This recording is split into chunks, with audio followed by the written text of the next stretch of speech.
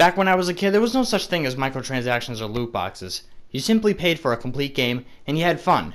There really wasn't any hardcore multiplayer either. Your experience was simply determined by the quality of the game and you. You as the player made it fun for yourself, and iconic video games followed year after year, up until the newer consoles came out anyway. I remember getting a PlayStation 3 when I was about 12, 13. Man, I was so excited to actually play with real people. The PlayStation 2 was split screen friendly, but I mostly just played by myself. I had some of the best experiences on PlayStation Network with my friends. I remember playing Battlefield 3, and we would just mess around. No one would care about their KD or their score. The PvE games were even better. Modern Warfare 2, you and a partner would take on waves of only juggernauts? Come on, that shit kept me and Ragnarok up until 2 in the morning trying to beat it on veteran difficulty. But as the years went on, the overall quality of games just went downhill. Call of Duty games started to suck.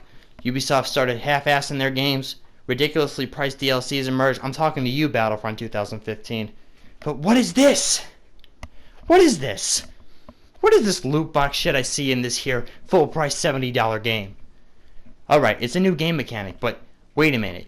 What? You also have to pay for the loot boxes and microtransactions online? Aw man, look at all the cool shit you can get if you pay a couple extra bucks. Okay, that's fine. I mean, the game has to make money somehow. I'm sure not every game will have this in it. That's where I was very wrong.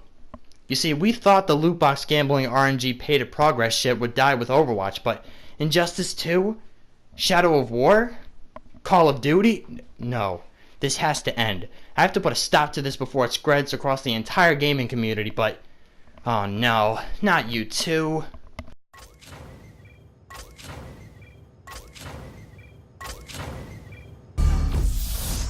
You honestly thought I was done talking about this?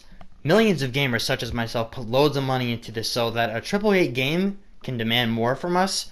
Free-to-play games like Warframe have a better microtransaction management than this, and it's become a glaring flaw in the gaming community now.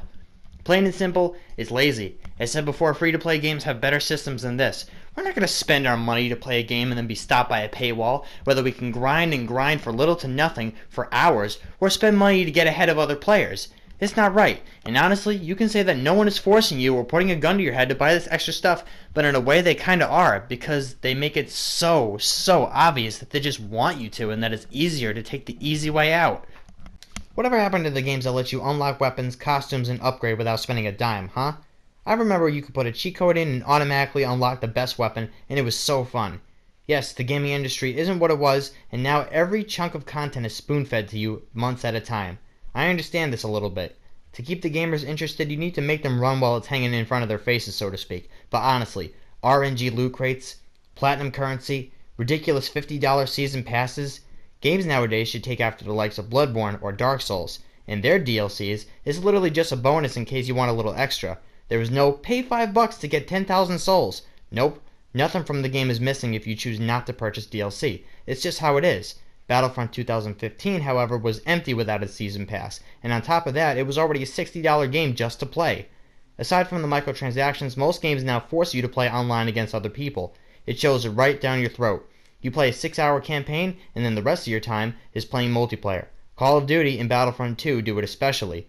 Some games even require you to have an online connection just to play the game, and that's another $50 you have to pay depending what system you're on, whether it's with Xbox Live or PlayStation Network. In my opinion, if it worked once, don't copy it into oblivion. Overwatch did it, and it was okay because everything you got in the boxes was cosmetic. Cool skins, voice lines, and emotes, but now it has started a trend. AAA game companies have the power to make money without resorting to that typical RNG crap, and they don't have to force multiplayer either. Playing against bots is still fun if you program them right and make them smart. But guys, that was my little rant. Make sure you comment below and tell me your thoughts about all this. I will see you guys on the next one.